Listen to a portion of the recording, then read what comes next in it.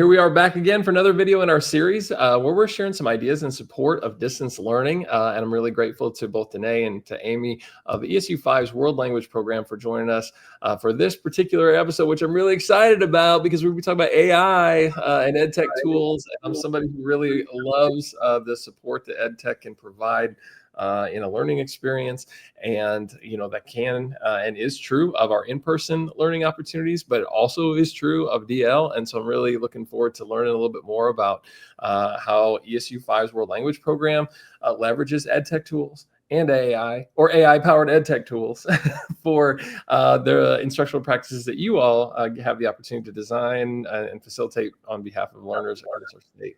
So with that being said, what are some of the things that are come to mind to begin with when we have that as a topic out there, Dené? What are some of the efforts that have been made in your classroom, for example? Yeah, so this is my second year with ESU 5 World Language Distance Learning, and it's my 15th year total in education, and I've dabbled in the whole suite of EdTech tools throughout my time teaching since like the early 2010s, and have always wanted to kind of be on the edge of whatever's happening with AI and EdTech. I feel like that's really important as educators to stay on top of those trends. And I really appreciate working with Nick, our supervisor, because he is one of the people in Nebraska who is on top of those trends. So we get to play test a lot of things within our program. So things that I hadn't used prior to joining the staff include ed tools, AI-powered ed tools like Class Companion. We use School Eye. We use a variety of different apps for students to express their creativity. Of course, our LMS system is Canvas, so that in itself requires a fair amount of EdTech application. And when it comes to incorporating AI, we're looking at, not offloading what we want students to learn to do. We're not offloading their critical thinking skills. We're not trying to offload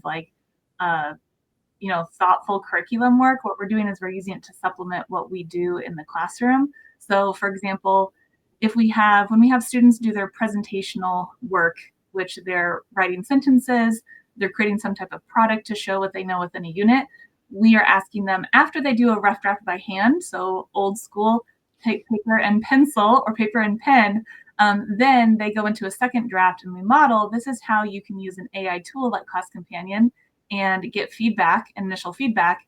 That saves us time as teachers because we're seeing a second draft that they've already ran through an AI support that they're using independently. And I think it's really important to model for students how they can use AI to supplement what they're doing, but that it's not taking the place of their initial creative or intellectual creation that they need to be doing so that we know that they're mastering the content. Love that. It calls to mind, I guess, and I know this has been around for quite some time, but like that SAMR model, if you're familiar with that at all. And so for those that aren't, the acronym is SAMR, and that stands for substitution, augmentation, modification, and redefinition. And that essentially technology integration finds itself in one of those spaces. Now, historically, I've not been opposed to substitution because sometimes substitution, for example, helps with giving students, it's an accessibility piece, right? Like that I could do this on paper and pencil, but if I do it digitally, I can save it, store it, and maybe that's augmented, right? But it's not necessarily, I'm not of the opinion that those things are without value. But that said, thinking about that modification, redefinition, what are some things that you have felt like these EdTech tools and AI perhaps as well have done to kind of level up some of the things that you're able to facilitate in the DL space?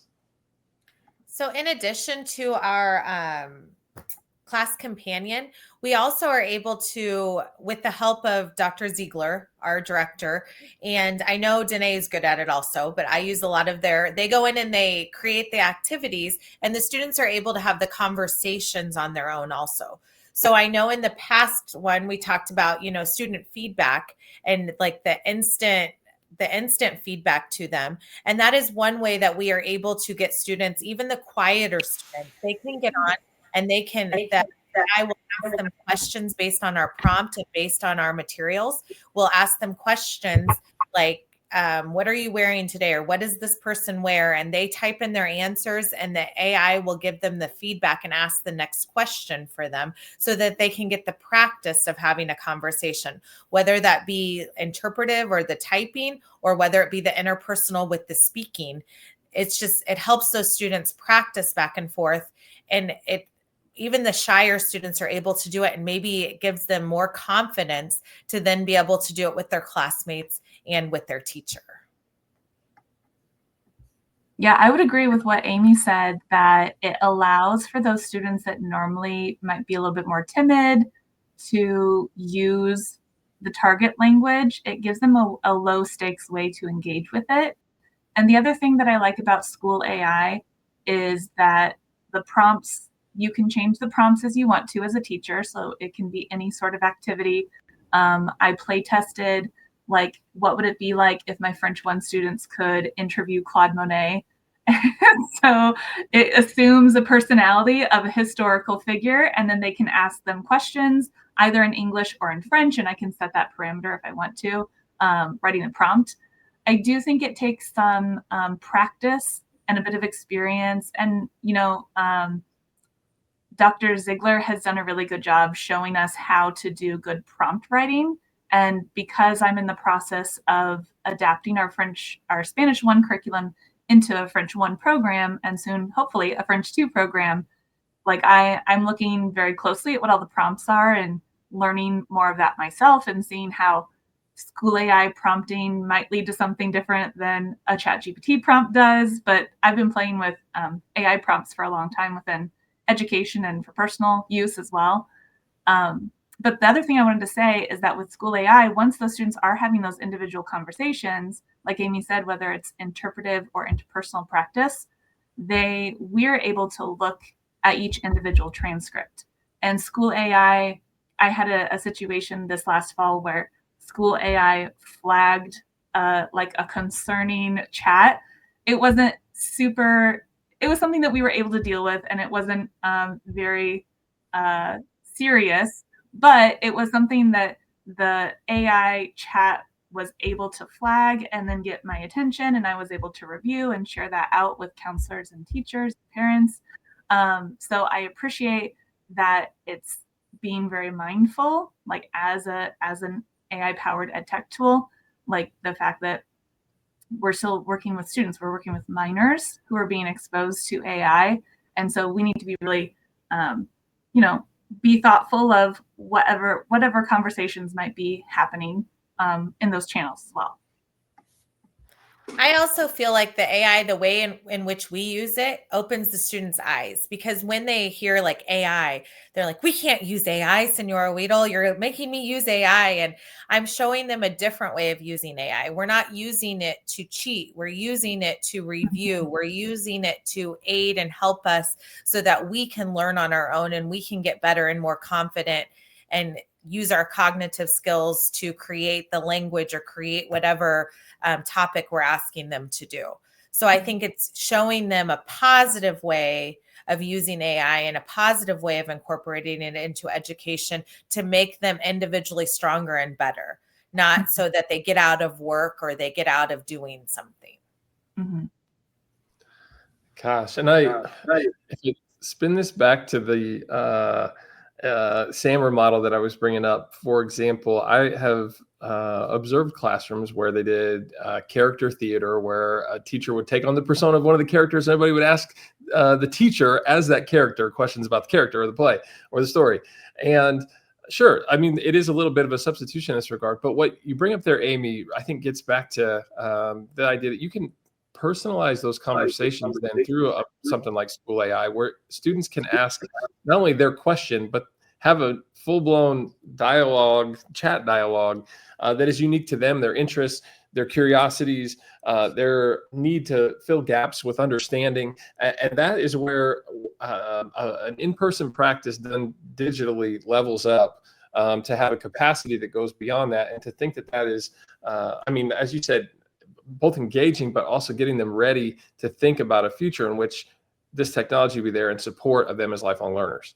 Just that really gets me excited to know that that's happening in education broadly, but obviously it's an integral part of the work that you all are doing. And so what else, I guess, in the time that we have here, if you had to point other educators who are teaching DL to some EdTech tools, AI supports, what would you recommend?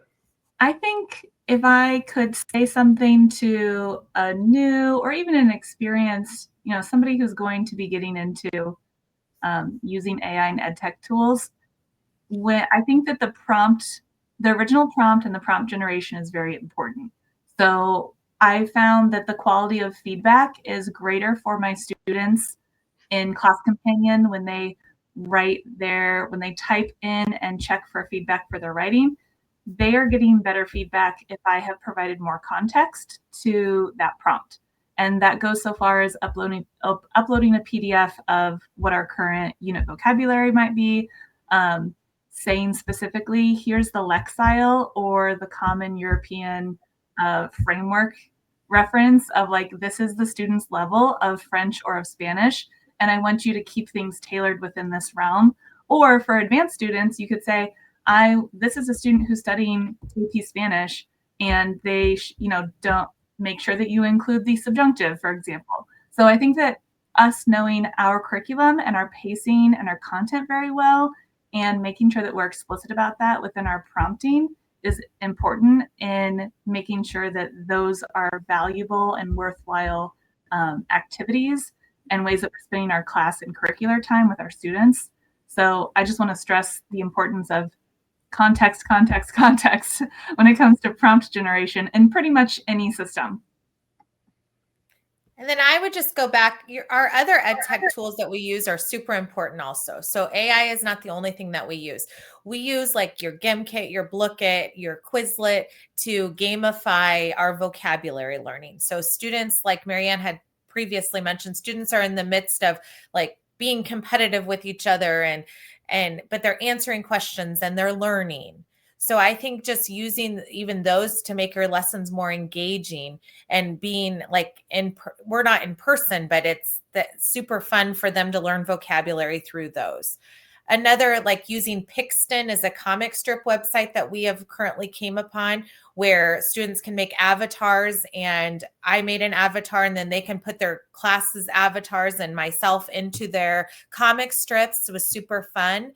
And I think the beauty of that is we're not just using our individual curriculum or our language. They're using skills that they can use in other classrooms, creative skills that they can use later in life to create things down the road of something else that they might need or use. So I think just bringing the EdTech tools bring the fun, the engagement, and also the creativity into the classroom that sometimes the students are missing. Well, I certainly want to say thank you for bringing insights as to how we can design learning to be those very things, and whether you're teaching in person or via DL. But I am just so grateful that throughout this time that we've had to feature the ESU 5 World Language Department and your collective efforts, it has just been great to learn about the amazing work that you all are doing. And so thanks for sharing those. And for folks that are interested, make sure that you stop by and check out some of the resources and information, or just reach out to connect with that program, because they're doing amazing stuff for DL here in Nebraska. And so that being said, Amy, thank you. Dené, thank you. And we'd encourage those viewing to check out the other videos in this series to continue to learn from the great ideas that we're hopefully able to share out through this series. So check those out, and we'll see you in those spaces.